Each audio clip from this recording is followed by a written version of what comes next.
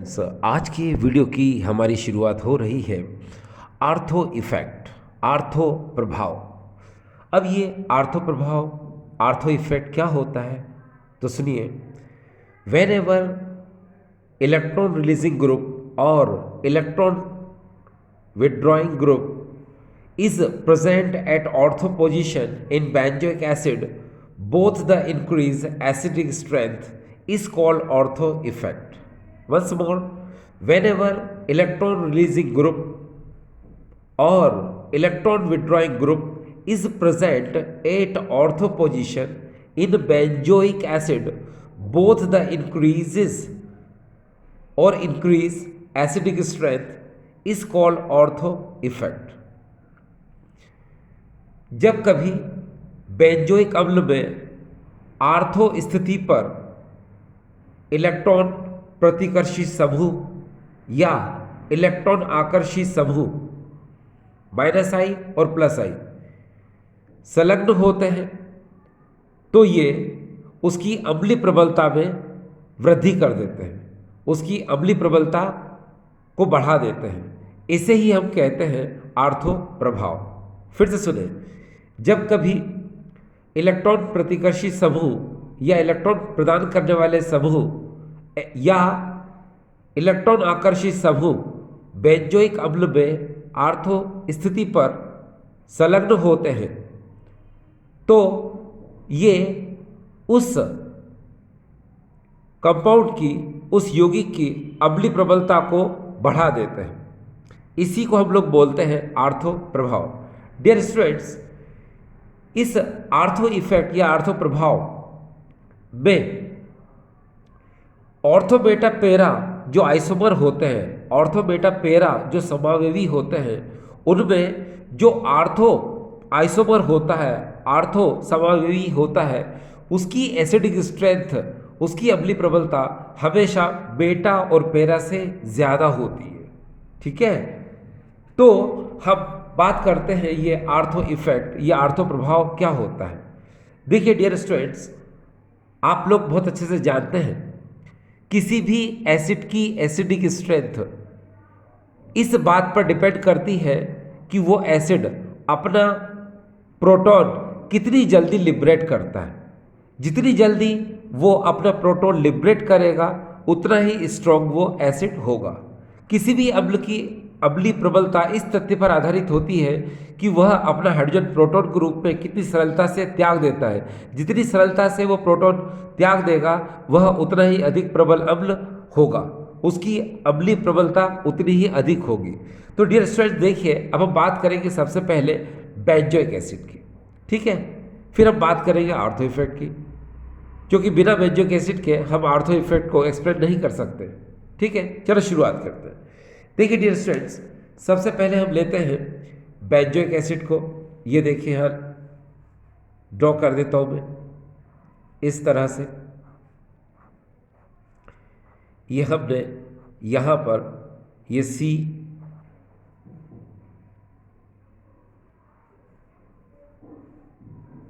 Double bond O और यहाँ पर मैंने किया है OH। ये इस तरह से मैंने बेंजोइक एसिड को बना लिया। ठीक, आप चाहें तो इस बेंजोइक एसिड को इस तरह भी बना सकते हैं। देखिए यहाँ मैं अलग से बना के बताऊँ आपको। यहाँ पर इस बेंजोइक एसिड को किसी भी तरह से बनाया जा सकता है। ये देखिए C डबल बॉन्ड O और H ऐसे बना लिया। आपको पता है कि यहाँ पर ये जो ऑक्सीजन एटम होता है इसके पास लोन पेयर इलेक्ट्रॉन होता है। लोन पेयर एकांकी इलेक्ट्रॉन युग्म होता है। तो ये इस तरह से यहाँ पर अपना लोन पेयर कार्बन को देता है और कार्बन की वैलेंसी बढ़ जाने की वजह से इसका जो पाई इलेक्ट्रॉन होता है वो ऊपर ऑक्सीजन की तरफ चला जाता है।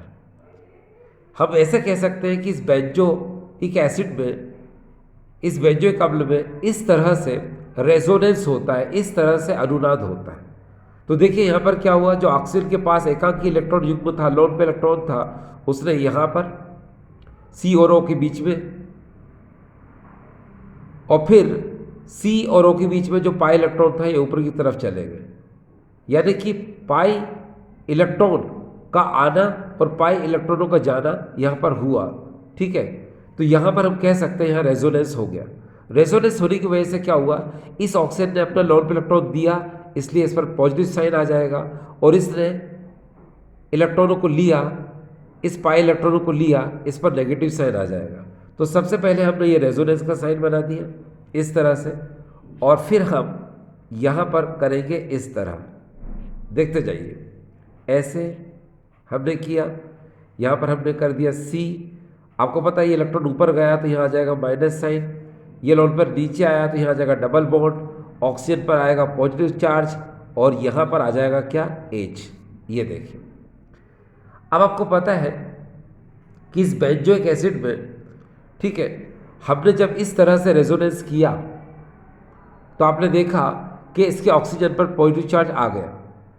इस पर जब पॉजिटिव चार्ज ऑक्सीजन पर आ जाता है तो ये मोर इलेक्ट्रोनेगेटिव हो जाता है, ये अधिक ऋण विद्युतीय हो जाता है। इसलिए ये क्या करता है कि इस O और H के बीच में जो प्रेजेंट इलेक्ट्रॉन है यहाँ पर, उसको अपनी तरफ क्या करता है, पुल करता है, अपनी तरफ क्या करता है, ये खींचता है। खींचने की वजह से क्या होता है कि ये H एज ए प्रोटॉन जल्दी से क्या हो जाता है, ये लिबरेट हो जाता है। ठीक है, देखो कैसे हो जाएगा। अगर हम इसके आगे की सिचुएशन देखें तो आगे की सिचुएशन ऐसे होगी, यहाँ आप इसको ऐसे कर दीजिए C, यहाँ पर O नेगेटिव कर दीजिए, यहाँ पर डबल बॉन्ड ऑक्सीजन कर दीजिए। ठीक है, ये बॉन्ड जैसे ही यहाँ आया एक लोन पेयर आ गया, और प्लस ये प्रोटॉन की फॉर्म में यहाँ से बाहर निकल गया। ठीक है, तो आपने देखा कि ये बेंजोइक एसिड जो है ये अपनी एसिडिक स्ट्रेंथ, अम्लीय प्रबलता को इस तरह से क्या करता है, शो करता है, इस तरह से प्रदर्शित करता है। ठीक, अब अगर हम यहाँ पर बात करते हैं ऑर्थो इफेक्ट की बात करते हैं, तो डियर स्टूडेंट्स ऑर्थो इफेक्ट में क्या होता है वो चलो देख लेते हैं। सबसे पहले हम यहाँ पर लेते हैं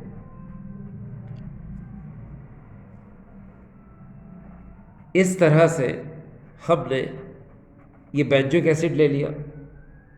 ठीक, और यहाँ पर हमने क्या किया, कोई भी ग्रुप लगा दो आप, यहाँ पर प्लस आई ग्रुप, माइनस आई ग्रुप, कोई भी ग्रुप लगा दो। तो यहाँ लिख देता हूँ मैं सिर्फ ग्रुप, ये ग्रुप लिख दिया मैंने। ठीक है, अब यहाँ पर क्या होता है कि इस बेंजोइक एसिड में इस आर्थो पोजीशन पर आपने कोई ग्रुप लगा दिया, ये group minus I effect show करने वाला भी हो सकता है, या फिर प्लस आई इफेक्ट शो करने वाला भी हो सकता है, यानी कि इलेक्ट्रॉन रिलीजिंग ग्रुप भी हो सकता है और इलेक्ट्रॉन विड्रॉइंग ग्रुप भी हो सकता है। इनमें से ये कोई भी ग्रुप हो सकता है। अब यहाँ पर क्या होता है डियर स्टूडेंट्स कि यहाँ SIR इफेक्ट लगता है। अब ये जो SIR इफेक्ट जो होता है, ये होता क्या है, तो जरा देखें। इस SIR इफेक्ट की अगर हम बात करें तो इसको हम लोग बोलते हैं स्टेरिक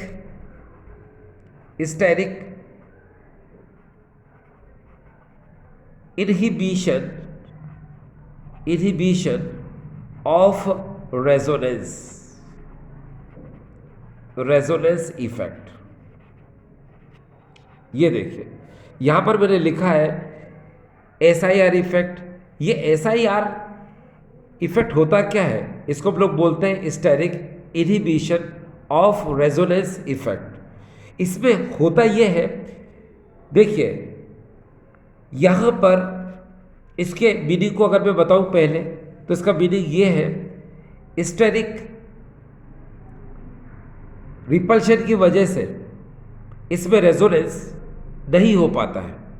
क्या, स्टेरिक रिपल्शन की वजह से इसमें रेजोनेंस नहीं हो पाता है, जिसकी वजह से इसकी जो एसिडिक स्ट्रेंथ है वो क्या रहती है, ज़्यादा रहती है। अभी बताऊंगा मैं आपको कैसे, पहले हम इसको क्लियर करते हैं। डियर स्टूडेंट्स, आप याद रखिए ये SIR इफेक्ट यानी कि स्टेरिक इनहिबिशन ऑफ रेजोनेंस ये होता क्या है। तो देखिए डियर स्टूडेंट्स, यहाँ पर अगर आप ध्यान दो तो यहाँ पर ये COOH ग्रुप है जो कि एक बल्कि ग्रुप है, एक लार्जर ग्रुप है। यहाँ पर B कोई -I और +I वाला ग्रुप है। तो इन दोनों के बीच में क्या होता है, रिपल्शन होता है। इस ग्रुप के बीच में और इस ग्रुप के बीच में क्या होता है, रिपल्शन होता है, जिसको हम लोग बोलते हैं स्टेरिक रिपल्शन होता है डियर। क्या होता है, स्टेरिक रिपल्शन। इसमें स्टेरिक प्रतिकर्षण होता है, ठीक है। स्टेरिक रिपल्शन इस ग्रुप और इस ग्रुप के बीच में होता है, जिसकी वजह से ये जो COOH ग्रुप है इसकी प्लेनरिटी डिस्टर्ब हो जाती है, ठीक है। मैंने क्या बोला कि जब ये ग्रुप इस ग्रुप को रिपल करता है यानी इसमें स्टेरिक रिपल्शन होता है, तो क्या होता है कि ये जो COOH ग्रुप है ये आउट ऑफ प्लेन चला जाता है। अब जब ये आउट ऑफ प्लेन चला जाता है, मीन्स इसको इस तरह समझाया जा सकता है कि इस ग्रुप की वजह से ये ग्रुप आउट ऑफ प्लेन चला जाता है।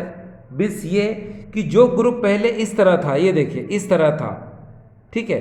आप व्हाइट और ब्लैक को देखो, जो ग्रुप पहले ऐसे था वो आउट ऑफ प्लेन चला जाता है, मतलब ये उल्टा हो जाता है इस तरह से, ठीक है। वहाँ फिर से देखिए, जो ग्रुप शुरुआत में ऐसे था बिफोर रिपल्शन, प्रतिकर्षण से पहले, आफ्टर द रिपल्शन क्या होता है, वो जस्ट आउट ऑफ प्लेन चला जाता है, यानी कि वो उल्टा हो जाता है इस तरह से, ठीक है। जिसकी वजह से क्या होता है कि इस जो ग्रुप है इसकी प्लेनरिटी जो है डिस्टर्ब हो जाती है। लिख देता हूं मैं यहां पर लिख देता हूं मैं,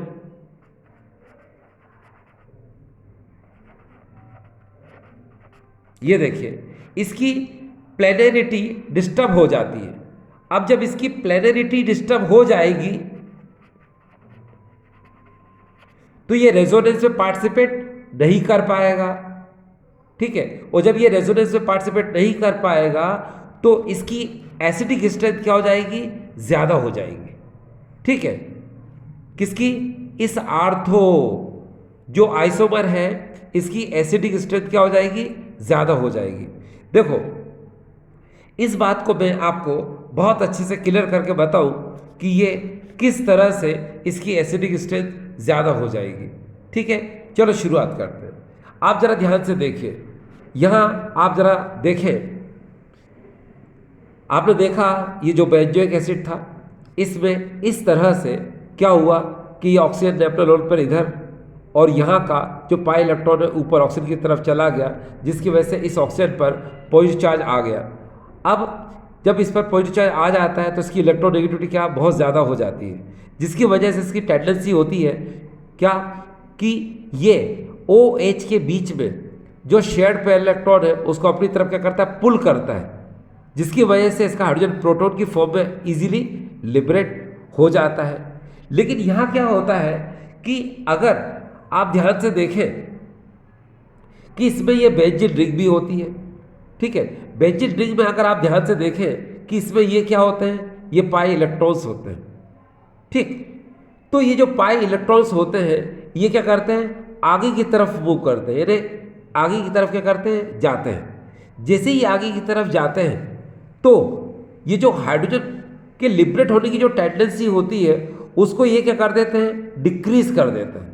क्यों, क्योंकि ये जो बेंजीन रिंग है इसमें जो पाई इलेक्ट्रॉन है ये बैक बॉन्डिंग की वजह से ये रेजोनेंस में पार्टिसिपेट करना स्टार्ट कर देते हैं। जब ये रेजोनेंस में पार्टिसिपेट करना स्टार्ट कर देते हैं तो इसमें जो लिबरेशन ऑफ हाइड्रोजन है एज ए प्रोटॉन, वो थोड़ा सा क्या होता है, वो हार्डली होने लगता है, यानी कि वो देर से होता है इसके अंदर, ठीक।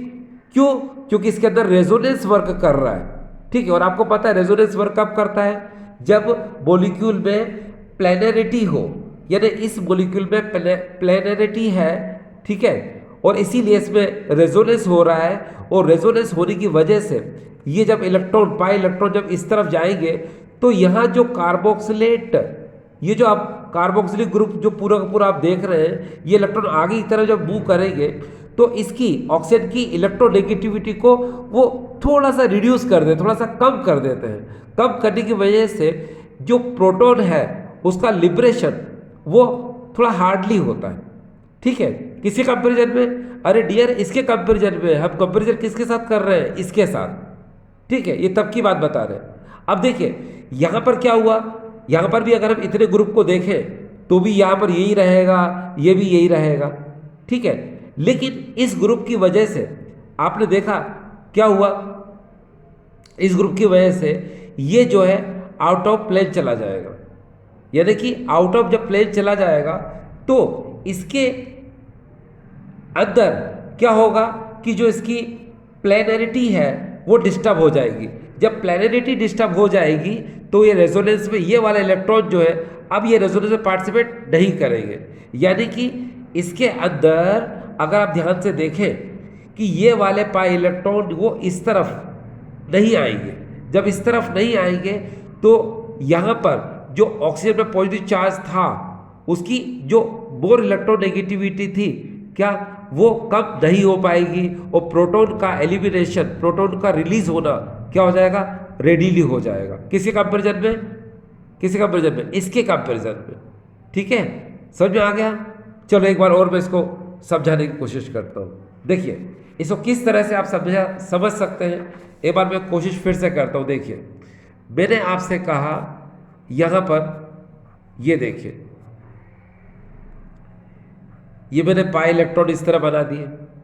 ठीक, और वहाँ पर मैंने क्या किया, C डबल बॉन्ड O और H मैंने इस तरह कर दिया। ठीक, ये देखिए अब यहाँ पर क्या होता है आपको पता है, ये वाले इलेक्ट्रॉन यहाँ आएंगे और ये वाले इलेक्ट्रॉन यहाँ आएंगे। यहाँ पर कोई ग्रुप लगा दिया मैंने, सपोज ये ग्रुप लगा दिया। ठीक है, अब मैं इसको समझा रहा हूँ। तो यहाँ पर भी वही होगा, लोन पेयर यहाँ से यहाँ आएंगे और ये पाई इलेक्ट्रॉन का ये ऑक्सीजन की तरफ जाएंगे। जिसकी वजह से क्या होगा, आप जरा ध्यान से देखिए क्या होगा, जिसकी वजह से यहाँ पर भी सेम सिचुएशन होगी ना भाई।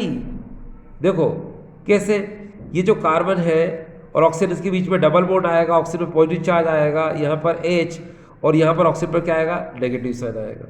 बिल्कुल सेम वैसा का वैसे ही। मगर मैंने क्या बताया आपको कि ये जो ग्रुप और ये जो ग्रुप होता है, ठीक है, ये बल्कि ग्रुप होता है। ठीक है, ये लार्जर ग्रुप होता है। तो इस ग्रुप की वजह से ये ग्रुप जो है ये आउट ऑफ प्लेन चला जाता है। जब ये आउट ऑफ प्लेन चला जाएगा तो इसकी प्लेनरिटी जो है वो क्या हो जाएगी, डिस्टर्ब हो जाएगी। यानी कि ये जो ऐसा था वो क्या हो जाएगा, अब ये उल्टा हो जाएगा। उल्टा होने की वजह से क्या होगा कि ये जो पाई इलेक्ट्रॉन है ये रेजोनेंस में पार्टिसिपेट नहीं कर पाएंगे, ये पार्टिसिपेट नहीं कर पाएंगे। जब ये पार्टिसिपेट नहीं कर पाएंगे, ये जो ऑक्सीजन है इसकी इलेक्ट्रोनेगेटिविटी को ये कम नहीं होने देंगे, ये कम नहीं कर पाएंगे। जब कम नहीं कर पाएंगे तो क्या होगा कि ये जो ऑक्सीजन है ये बोर इलेक्ट्रोनेगेटिव होगा। ठीक है, क्या होगा, ये बोर इलेक्ट्रोनेगेटिव होगा और यहाँ से रेडीली ये इलेक्ट्रॉनों को ले लेगा और प्रोटॉन को जल्दी से रिलीज कर देगा और ये बोर एसिडिक हो जाएगा। ठीक है, और यही सिचुएशन अगर आपने यहाँ देखी थी तो यहाँ पर भी देखिए, यहाँ पर भी वही वैसा ही सिस्टम था जैसे पहले था। लेकिन यहाँ क्या हुआ कि यहाँ पर इसने रेजोनेंस में पार्टिसिपेट कर लिया। जो पाई इलेक्ट्रॉन था यहाँ पर इसमें रेजोनेंस हो गया। रेजोनेंस होने की वजह से ये जो ऑक्सीजन है इसकी इलेक्ट्रोनेगेटिविटी कम हो गई, जिससे ये प्रोटॉन इजीली नहीं निकल पा रहा है। ठीक है, ये कब की सिचुएशन है, जब हम ये आर्थो आइसोमर और सिर्फ बेंजोइक एसिड का कंपैरिजन करते हैं तब क्या होता है कि ये जो बेंजोइक एसिड है इसमें ये जो ऑक्सीजन पर पॉजिटिव चार्ज है और ये जो बोर इलेक्ट्रोनेगेटिव अभी है, तो क्या होगा कि इसके अंदर ये पाई इलेक्ट्रॉन पार्टिसिपेट कर लेंगे, रेजोनेंस इसमें हो जाएगा। रेजोनेंस होने की वजह से इसकी इलेक्ट्रोनेगेटिविटी क्या हो जाएगी, रिड्यूस हो जाएगी, कम हो जाएगी, जिसकी वजह से लिबरेशन ऑफ प्रोटॉन रेडीली नहीं हो पाएगा। और यहाँ आपने क्या देखा, यहाँ पर सेम यही है। देखिए यहाँ क्या देखा आपने, यहाँ पर आपने देखा कि इसके अंदर ये पाई इलेक्ट्रॉन जो है ये रेजोनेंस में पार्टिसिपेट नहीं कर पाएंगे, यानी ये रेजोनेंस इसमें नहीं होगा। और जब इसमें रेजोनेंस नहीं होगा तो क्या होगा कि ये ऑक्सीजन है, इसकी इलेक्ट्रोनेगेटिविटी कम नहीं हो पाएगी, यानी ज़्यादा रहेगी किसकी, ओ पॉजिटिव की, जिसकी वजह से ये शेड पे इलेक्ट्रॉन को जल्दी से अपनी तरफ अट्रैक्ट कर लेगा और प्रोटॉन को रिलीज कर देगा। और यही वजह है डियर स्टूडेंट्स क्या, कि हमेशा याद रखो क्या, कि जो आइसोमर होते हैं वो हमेशा जो है क्या, इस बेंजोइक एसिड से अपनी एसिडिक स्ट्रेंथ हमेशा ज़्यादा शो करते हैं। ठीक है, और आगे भी देखिए डियर स्टूडेंट्स, ये देखिए कुछ एग्जाम्पल हैं जो आपको समझ में आएंगे। ये देखिए यहाँ पर, according to ortho effect, ortho isomer of benzoic acid strongest acid that beta and para isomers. ये एग्जाम्पल आपको बिल्कुल दिमाग में रखना पड़ेगा डियर। ये देखिए, this this this this and this, ये देखिए सभी ऑर्थो आइसोमर है। यहाँ पर आप ध्यान से देखिए, इस बेंजोइक एसिड से NO2 जुड़ा हुआ है, इस बेंजोइक एसिड से OH जुड़ा हुआ है, इस बेंजोइक एसिड से CH3 जुड़ा हुआ है, इस बेंजोइक एसिड से OCH3 मिथॉक्सी ग्रुप लगा हुआ है, और इस बेंजोइक एसिड Cl लगा हुआ है। ये सारे के सारे जो है ऑर्थो आइसोमर है। तो जो भी ऑर्थो आइसोमर होंगे वो हमेशा बेटा एंड पैरा आइसोमर से उनकी एसिडिक स्ट्रेंथ हमेशा क्या होगी, ज़्यादा होगी। ठीक है, और इसका रीजन क्या है डियर, ऑर्थो इफेक्ट, यानी कि ऑर्थो प्रभाव। ठीक है।